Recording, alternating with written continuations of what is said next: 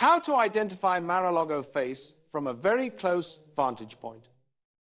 Number one, the leave it. You are watching Generation Exile. Some good news this week, though. Our very own Mr. Newberger got a very special nod from a very special idol. That's right. And I mean that, pun intended. He was an idol of ours growing up, Eric Idle, a member of Monty Python. Gave you a little shout out, Jeremy. Do you have that? Shout out is strong. Shout out is strong. But I thought it was more of a, I'd say seemed like a shout out. All right, a like. We'll call it a like. But I have a funny I was very story. impressed because the last time I got a compliment from a Python was never. This is my second Python interaction. John Cleese? I don't know if I mentioned. No, same Python. Oh, both times okay. Eric Idle. The first was better because it was him subtweeting, where they write a comment and show your tweet. I was floored when I saw that. I mean, like Child Jeremy and all the Monty Python I watched and stole and pretended, and aped and, I mean, to this day, it's like one of the 5 pillars of comedy to me. They are definitely within the 5. So any of our viewers who check any of our Nostalgia Files episodes will surely see the inspiration, the influence that we took from Monty Python in our style, in our humor. Did you guys hear the statement that he put out today? Eric Idle? Yeah. No. Oh, it's pretty interesting. Hang on a second. Just a brief statement. Yesterday, while scrolling through Twitter, I found myself in the throes of the kind of spasmodic episode that becomes the norm for a man of my advanced age. Regretfully, my scrolling finger twitched a perfect double tap on a tweet from some random sod by the name Neremy Newberger, who was critical of your fabulous president, Donald J. Trump.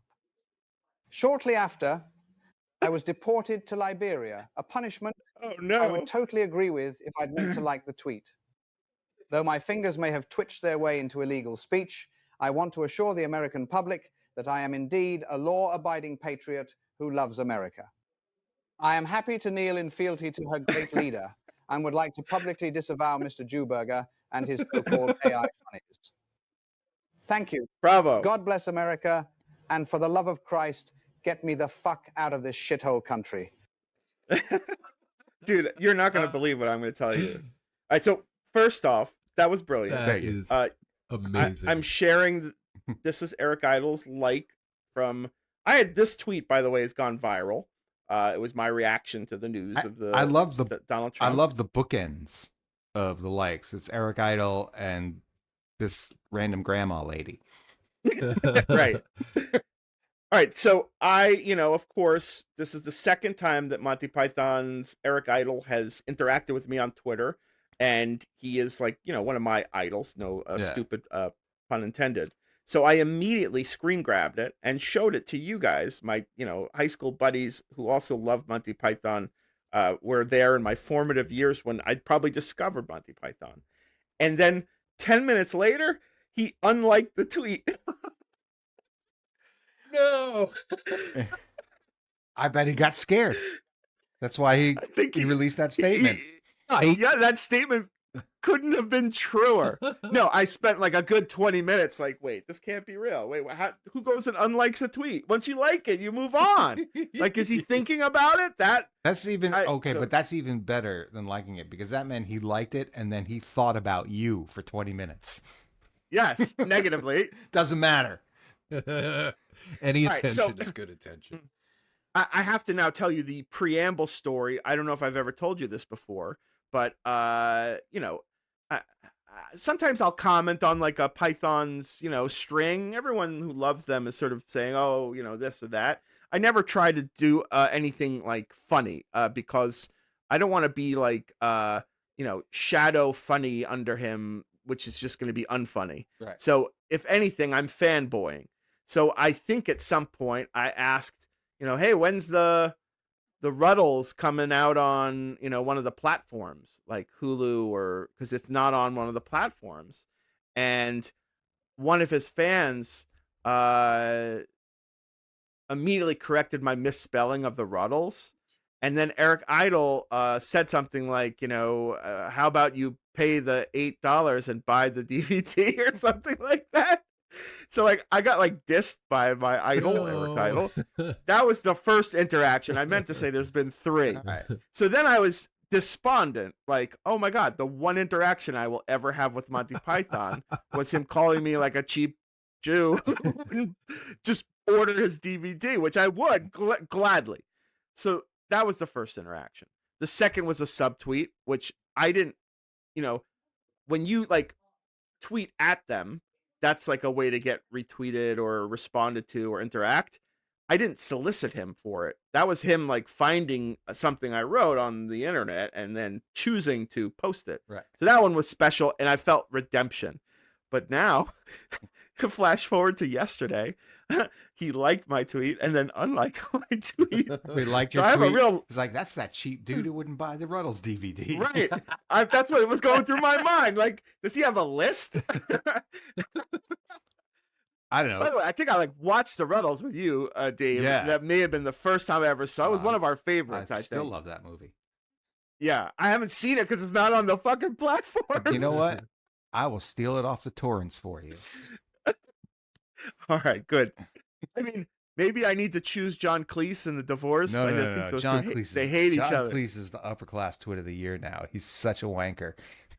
Really? He's such a. What is it? He's just a turf or something, or what's his No, problem? he's just like he's just a crotchety old man. A lefty. He's a crotchety old man, is what it is, and he's like, I don't know. Everything I've heard him say or read that he said, it's just like, oh, shut up.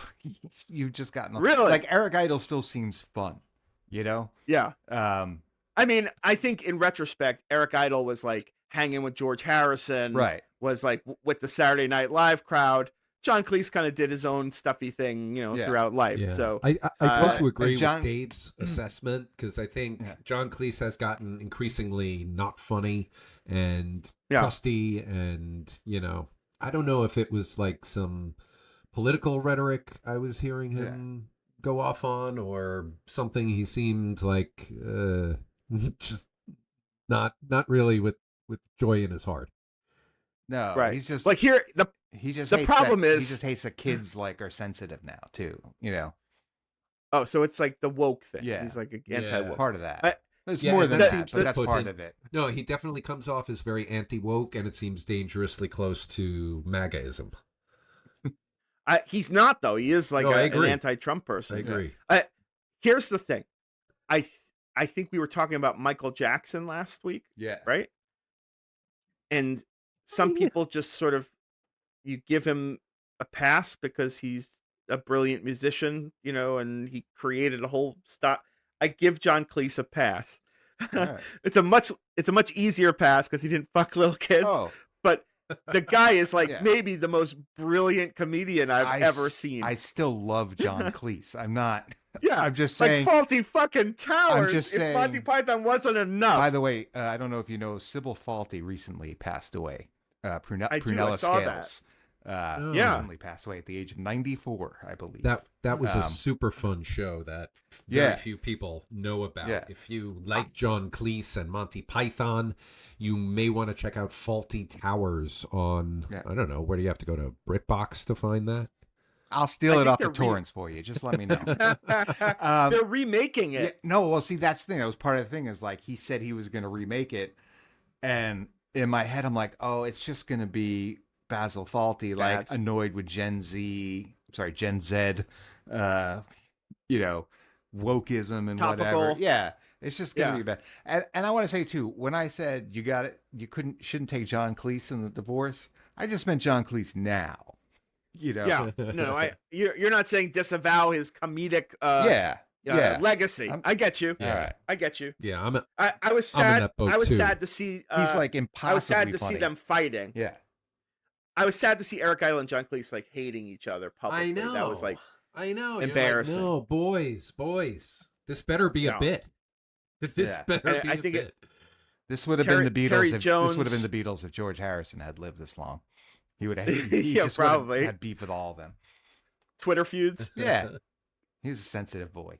So yes, Eric Idle, he chose to like a Newberger tweet and then unlike a Mr. Newberger tweet. We got to have, after the opening credits of this episode, we got to have like an animated foot come down and make the...